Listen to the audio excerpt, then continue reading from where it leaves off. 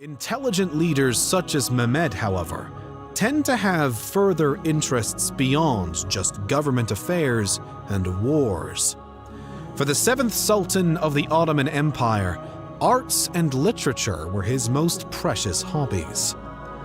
Mehmed was widely fond of classical literature and the work of Renaissance artists.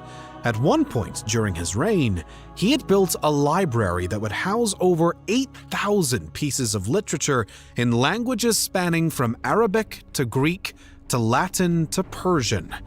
He furthermore commissioned multiple Renaissance artists from out west, and the portrait we all know today as likely his most famous depiction was painted by none other than Gentile Bellini. The Sultan's interest in foreign arts worked both to inspire and were helped by his ability to converse in multiple languages, including Latin, Greek, Persian, Serbian, Arabic, and Turkish. But while all of this was quite impressive, Mehmed II was far from limited in his education. In fact, he was fascinated by many topics of learning, such as mathematics, astronomy, arithmetic, geography, philosophy, and had a particular interest in religious theology. Still, though wise beyond his years and a man of vast culture, Sultan Mehmed II was more than just a scholar. After all, he would rightfully earn himself the title of the Conqueror.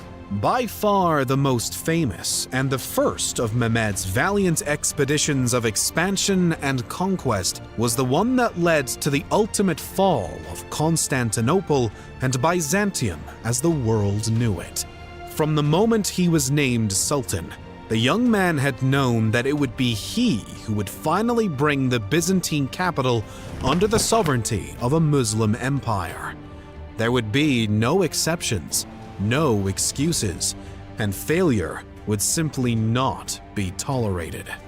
Having already taken control of the Bosphorus Straits with the building of the Rumela fortress across from the Anadolu fortress, the Sultan was in no mood to waste time. And with Constantinople already in a weakened state from battering plagues and incursions, there was no reason to wait any longer.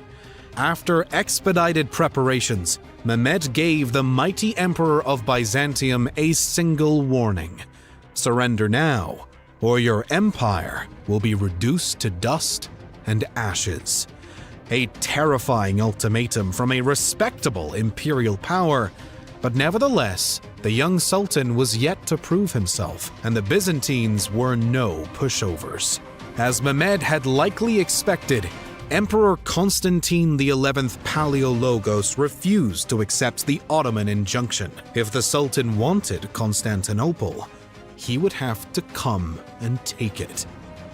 On April 2nd, 1453, the Ottoman Empire laid siege to the waning yet still standing capital of the great successor to the Romans, the Byzantine Empire. Mehmed was determined to make this siege successful. With him, he had brought an army of somewhere between 100 to 200,000 men, a naval force of over 300 vessels, and anywhere up to 60-some-odd cannons. The Sultan had employed engineers and gunsmiths from all around the region to build his massive artillery for this assault, and was finally ready to put them to good use as the shots rang out. This was a siege like the Byzantines had never seen before. The assault would last for nearly 2 months, throughout which time the sheer ingenuity and intelligence of Sultan Mehmed were put on display. From the colossal cannons to the thoughtfulness of moving naval ships overland along a path of greased logs to overcome a Byzantine obstacle, Mehmed was earning the Conqueror title in a spectacular way. And finally, on May 29th, the capital of the renowned Byzantine Empire collapsed, and its emperor died with it. Sultan Mehmed II of the Ottoman Empire had done it. Constantinople was his.